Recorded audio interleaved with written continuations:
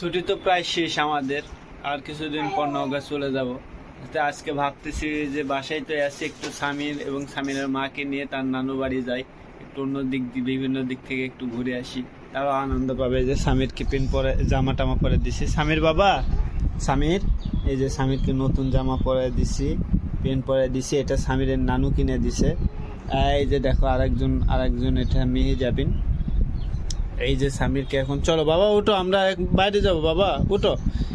ছেলেটা ঘুম থেকে এখনই উঠলো, ঘুম থেকে উঠে খুব মনে করেন যে রিল্যাক্স মোডে আছে।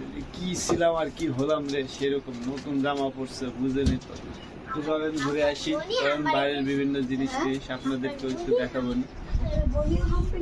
আমার এই যে আমি আর স্বামীর বাবা বাড়ায় গেছি, স্বামীর বাবাকে নিয়ে একটু ঘুরতে যাচ্ছি, তার নানু বাড়ি যাবে, তারপরে আরো বিভিন্ন জায়গায় যাবে। আমরা হুন্ডা রেডি, আমরা বের হইলে স্বামীর সবসময় হুন্ডার সামনে বসবে, পিছনে কোনো সময় বসতে পারবে না।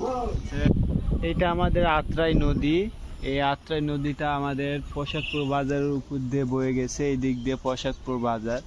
আমি আমার বউ বাচ্চা সবাই আসে দেখি যে আত্রাই নদীতে এই যে মাছ মারতেছে, দেখে খুব ভালো লাগতেছে। মনে হলো যে একটু ভিডিও আকারে জমা করে রাখি, এটা আপনাদের সাথে শেয়ার করা হবে। আত্রাই আমার ওয়াইফ অনেক দিন থেকে বলছিল চলো একটু বাইরে থেকে ঘুরে আসি, ছুটি তো প্রায় শেষের দিকে, আমাদের কোথাও ঘুরতে নিয়ে গেল না। আসলে বাড়িতে আসলে সারাদিন ঘোরাফেরা করে ঘুমাইতে অলসমিতে দিন কেটে যায়, সেরকম ভাবে বাইরে কোথাও বের হওয়া হয় না। কিন্তু আজকে মনে হলো যে না থাক, বউ যখন বলতেছে আমার বাচ্চাটাও সারাদিন ঘরের ভিতর থাকে, একটু বাইরে গেলে একটু আনন্দ পাবে, ভালো লাগবে, এই জন্য একটু বাইরে বের হয়েছি। প্রথমে পীরপালি বাজারে গেছিলাম আমাদের এলাকাতে। আমার ওয়াইফ বলছিল একটু জাম খাবো, কয়েকদিন থেকে জাম খাবে খাবে বলছিল, কিন্তু জাম আমি আর খুঁজে পাচ্ছিলাম না।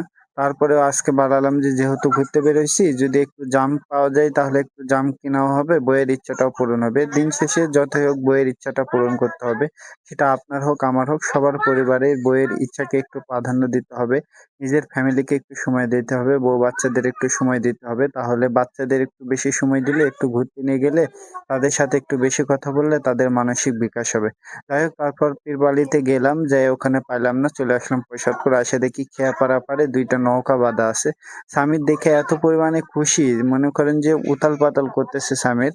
এজন্য স্বামীরকে নিয়ে একটু নৌকাতে উঠলাম, পানিতে টই টুম্বুর হয়ে আছে। স্বামীর দেখা খুব খুশি, বউ খুশি, স্বামীরও খুশি, তাতে আমিও খুশি।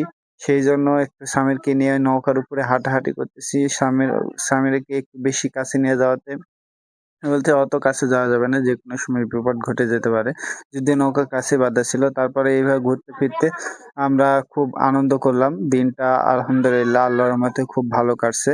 যাই হোক, আমার ভিডিওটি আপনারা কে কোথায় থেকে দেখেন সেটা অবশ্যই কমেন্টসে জানাতে ভুলবেন না।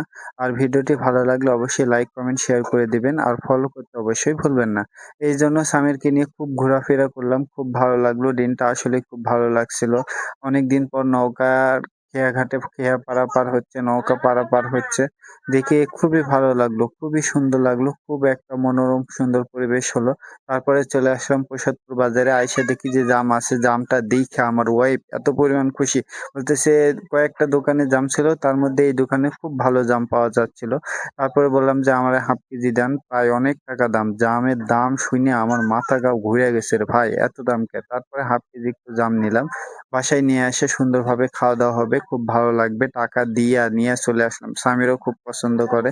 তারপরে জাম খাওয়া কেনার পরে চলে আসলাম শ্বশুর বাড়ি, কারণ আমার শ্বশুর বাড়ির কাছাকাছি। এই যে আমার শালক বাবু চলে যাচ্ছে এখন আমাদের খাবার কেনার জন্য, শ্বশুর বাড়ি আসছে, আর একটু খাবার না হইলে হয়। কি খাচ্ছ নানুমনির বাসাতে আসা?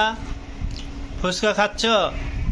এই যে মামা আর এই যে ভাগ্নে। মামা ভাগ্নে না, ওরে দিও না মাথা। কি মামা আছে? স্বামী তার নানুর বাড়ি আয়সা খেলা বল নিয়ে, যেখানে বল দেখবে সেখানেই স্বামীর। স্বামীর যেখানে বল দেখবে সেখানেই স্বামীর। কি বাবা খেলতেছ? এই যে ফুচকা দিছে স্বামীরকে খাওয়ার জন্য, দেখে পেঁয়াজি নিয়ে আসছিল, পেঁয়াজি শেষ। কি বাবা?